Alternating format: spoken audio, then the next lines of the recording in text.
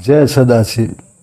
आज फिर मिलते हैं एक बहुत ही सुंदर कहानी के साथ। भगवान हमारी प्रार्थना सुनते क्यों नहीं, तो इसको जानने के लिए हम एक कहानी सुनेंगे। एक राजा जंगल में शिकार करने गया। वहाँ उसे एक साधु मिले और साधु जी की प्रेरणा से उनके प्रवचन सुनकर, उनके तपस्या के प्रताप से उसने जीव हिंसा त्यागने का संकल्प कर लिया कि आज से मैं जीव हत्या नहीं करूँगा। तब राजा ने कहा, महाराज आपके विचारों से मुझे बड़ा ही प्रभावित किया है, बड़ा ही सुकून मिला है। आप मेरे साथ थोड़ी देर के लिए मेरी राजधानी चलिए। महाराज तैयार हो गए, साधु महाराज तैयार हो गए। मंत्री द्वारा पूर्व सूचना दे दी गई महलों में, और महलों में भव्य स्वागत की तैयारियां हुई। साधु महाराज का भव्य स्वागत किया गया। साधु महाराज पूरे निष्प्रभाव से प्रविष्ट हुए। महलों में चमक ही चमक थी, चारों ओर ऐश्वर्य भरा पड़ा था। सम्राट ने उन्हें उनके कक्ष में बैठाकर कहा, आप आराम कर लें, तब तक मैं अपने प्रभु से प्रार्थना करूंगा। राजा प्रार्थना करने के लिए जाने लगा। तभी साधु महाराज ने पूछा, हे राजन, प्रार्थना में तुम प्रभु से क्या मांगोगे?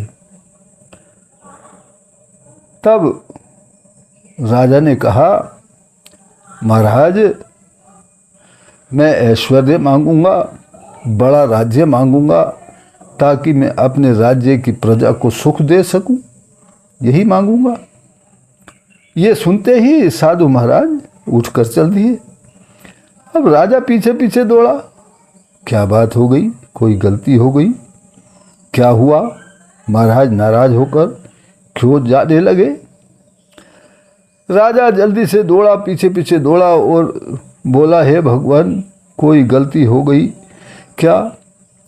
मुझे क्षमा कर दीजिए। तब साधु राजा की ओर देखकर बोले, तू भिखारी है, तू मुझे क्या देगा? तू तो स्वयं भिखारी है, जितना है उसमें संतुष्ट नहीं रह सकता। भगवान से, प्रभु से व्यापार की बात करता है।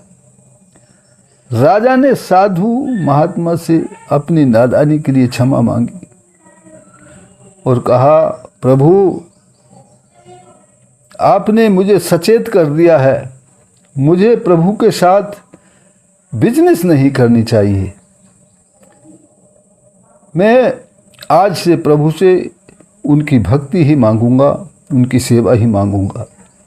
तो प्रभु मेरी आपसे प्रार्थना है कि महाराज आप समय समय पर मेरी राजधानी में आकर अपने सूत्रों से, अपनी अच्छी बातों से मुझे लाभान्वित करते रहिए। तो इस प्रकार से उसने महाराज जी को प्रार्थना करके सहमत कर लिया कि वो समय समय पर राजधानी आते रहे। इसी प्रकार हमारी प्रार्थना प्रेम की भाषा की नहीं होती है, दुकानदारी की भाषा होती है, क्रय विक्रय की भाषा होती है। जब भी हम मंदिर में जाते हैं या ईश्वर के पास बैठते हैं, ईश्वर से प्रार्थना करते हैं, तो उसमें लेन देन की बात ही होती है, क्रय विक्रय की बात ही होती है। प्रेम की तो कोई बात ही नहीं होती। प्रेम में कुछ मांगा नहीं जाता, वो स्वतः प्राप्त होता है। हमारे प्रार्थना के स्वर, प्रार्थना की आवाज़, प्रार्थना की भाषा जैसे ही बदलेगी, प्रभु सुन लेंगे, तुरंत सुन लेंगे, तुरंत सुन लेंगे।